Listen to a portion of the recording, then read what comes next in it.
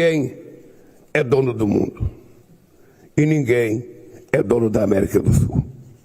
Nenhum país do Mercosul ganhará mais liberdade de ação por meio de alinhamentos automáticos ou escolhas excludentes. Nossa força estará na capacidade de dialogar com todos. Esse ano, nós teremos eleições no Brasil. Vai ser a 4ª eleição presidencial que eu participo. Se ganhar, serei o único presidente da história do Brasil a governar num regime democrático 4 vezes. Porque o Getúlio governou 15 anos, mas num momento de ditadura. E vou concorrer às eleições para poder garantir que o Brasil mantenha-se como país democrático, porque não é possível a gente imaginar, sabe, irresponsáveis governando um país de 215 milhões de habitantes. Uma população que há muitas décadas sonha em ser um país desenvolvido e que nunca consegue ser, porque nunca deixou ser. Eu, quando voltei em 2023, era um país de terra arrasada. O país está recuperado. Vive o seu melhor momento econômico. Vive o seu melhor momento de crescimento nesse período em que o mundo está vivendo de crise. E quero dizer para vocês que vocês precisam imaginar de que um dos grandes problemas nossos é que nós não temos instituições sólidas. O Mercosul não pode funcionar de acordo com a eleição desse ou daquele presidente. Senão a gente nunca vai ter um bloco realmente forte funcionando. A depender da vontade do presidente, o Mercosul funciona, a depender não funciona. Eu estou dizendo isso porque de todos vocês aqui, eu sou a pessoa que mais exercia a presidência de um país. E eu sei o que é você subir 12 degraus de uma escada e depois de um ano você descer esses 12 degraus outra vez. Acreditem, independentemente de quem seja eleito no Brasil, o Mercosul continuará sendo prioridade para o Brasil.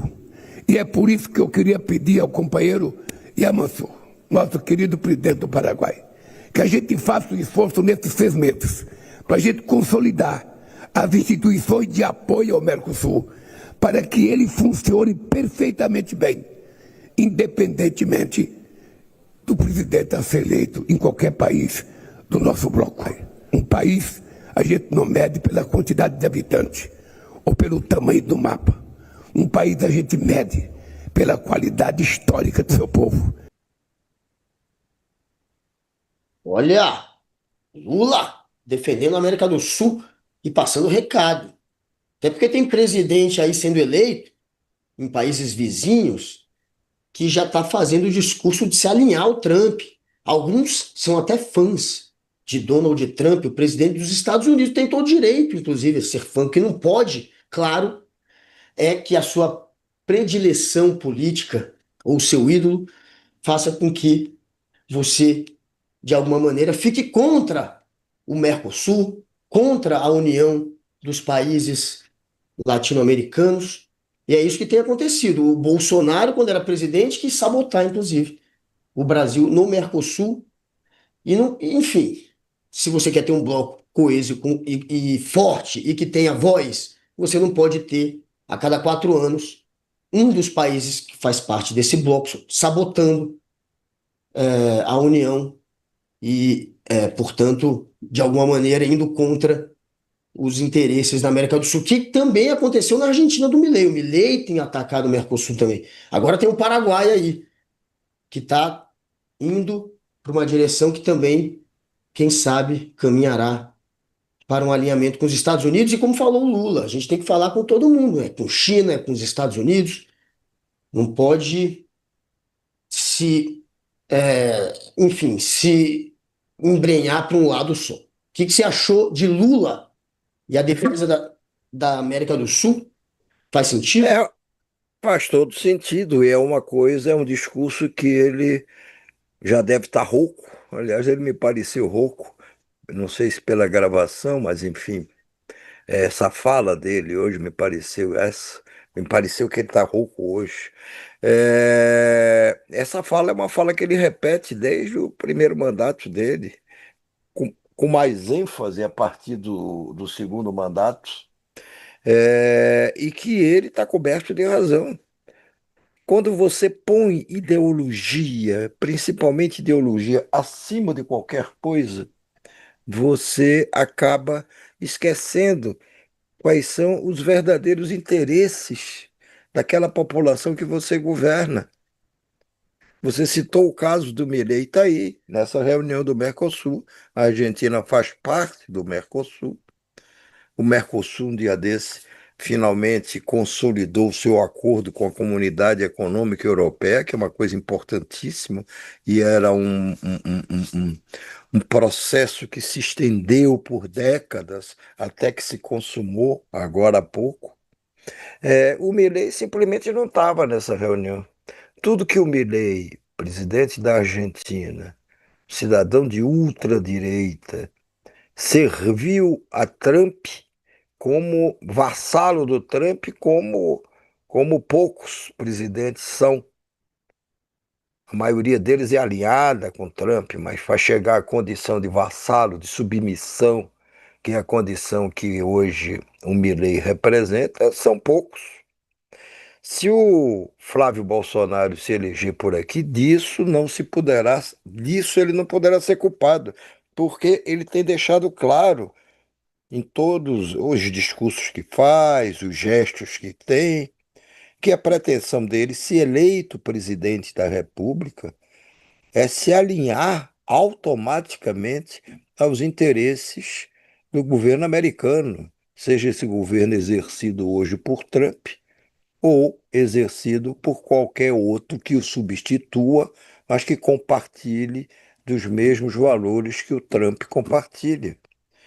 O Flávio foi já à reunião de conservadores em Texas, nos Estados Unidos, dizer para eles, conservadores norte-americanos, o maior encontro de conservadores americanos recentemente realizado, e disse: Olha, estou aqui, temos os mesmos interesses, estamos alinhados, compartilhamos dos mesmos valores, dos mesmos princípios, me ajudem a me eleger presidente da República, monitorem as eleições do Brasil, monitorem o que um pedaço de um povo, ou mesmo um povo inteiro de um outro país,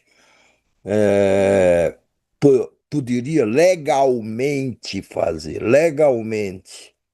Não é ilegalmente, é legalmente fazer nada, desejar sucesso, etc e tal.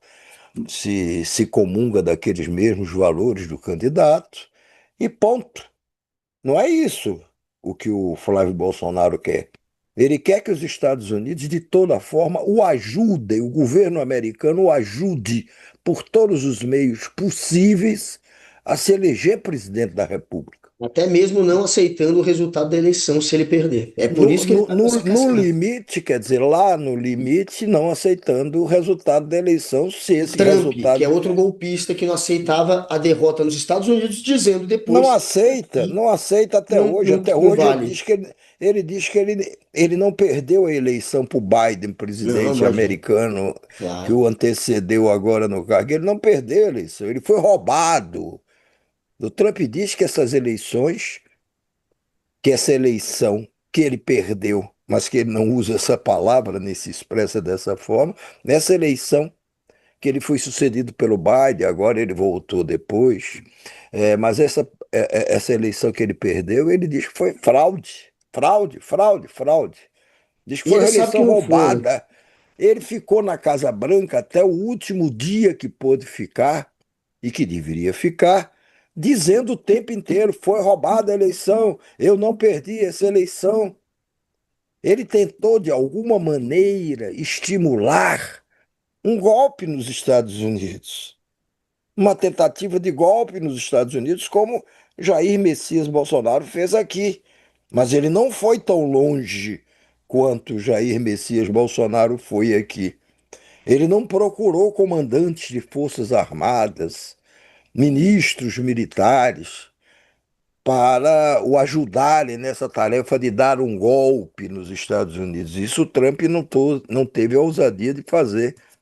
Até porque sabia claramente que isso não ia acontecer. Aqui não. Aqui derrotado, uma vez derrotado por Lula em outubro de 2022, a partir dali, o Jair Messias Bolsonaro se recolheu, não aparecia mais, começou a atribuir isso a seus problemas de saúde. Estou com erisipela, não sei o quê, não posso sair. E passou a conspirar, ao ponto que o presidente americano da época, o Biden já tinha avisado, olha, não conte com os Estados Unidos para tentativa de golpe. Já tinha mandado aqui o chefe da CIA, já tinha mandado aqui representantes da área da inteligência, mas dos militares também, para dizer aos nossos militares: não apoiaremos nenhuma tentativa de golpe. E E ainda essa ameaçou, intervenção. porque eles fazem alguns treinamentos com os militares americanos e eles ainda ameaçaram cortar esses treinamentos, cortar. Portanto, Ameaçaram tudo. eles sabiam que tinha um golpe iminente aqui. Eles fizeram, digamos, uma intervenção branca aqui, branca, não tem nada de racismo nisso, uma intervenção para o lado do bem. Olha, se vocês forem dar um golpe lá, problema de vocês, não contem comigo.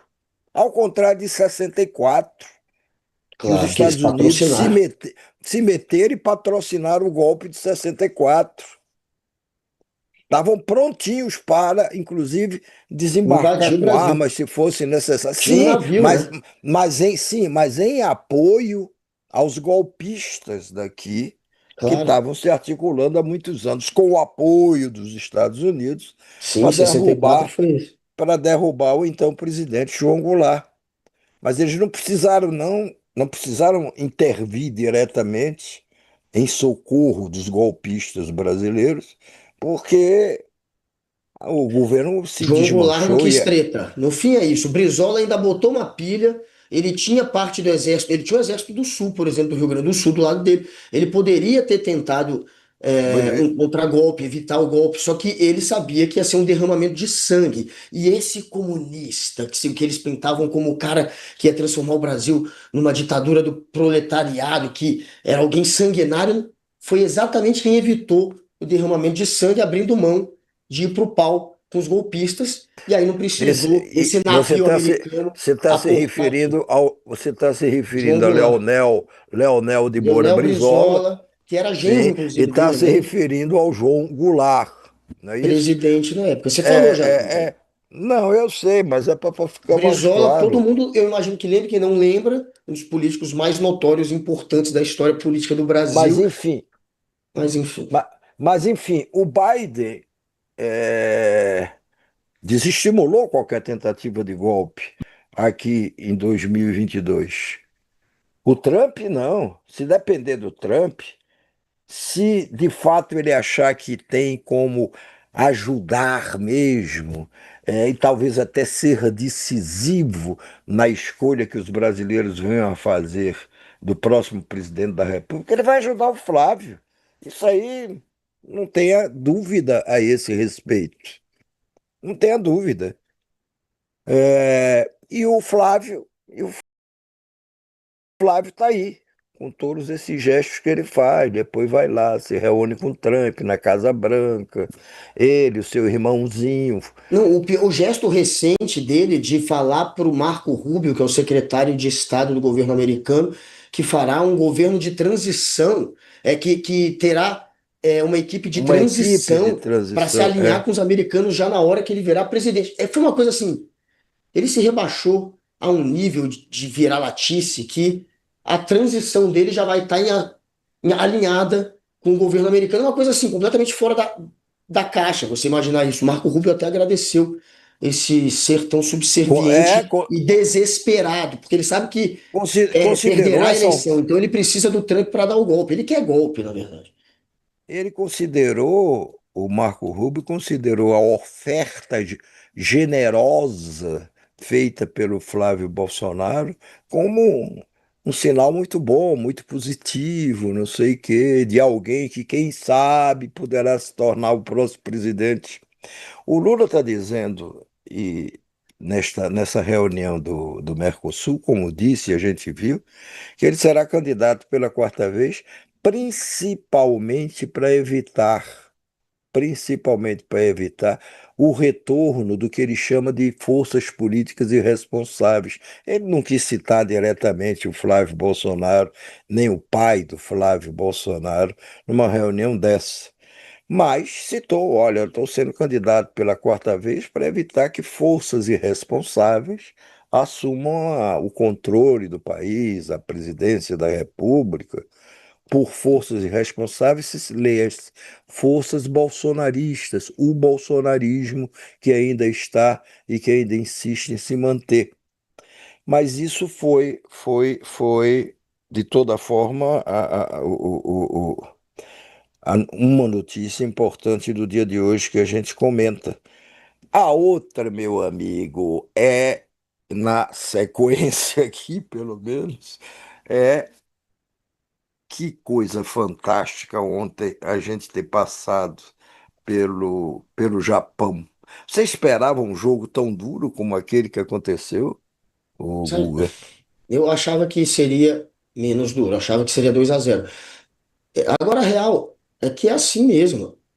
Se a gente tiver memória de Copa, não tem como você chegar na final da Copa sem jogos desse tipo, sem sofrer. Não tem jogo fácil. A partir do mata-mata, é todo mundo dando a vida. A Copa do Mundo é o maior palco para o jogador de futebol. Quem tá ali, mesmo representando o Curaçao, vai dar a vida em campo. E isso faz a diferença.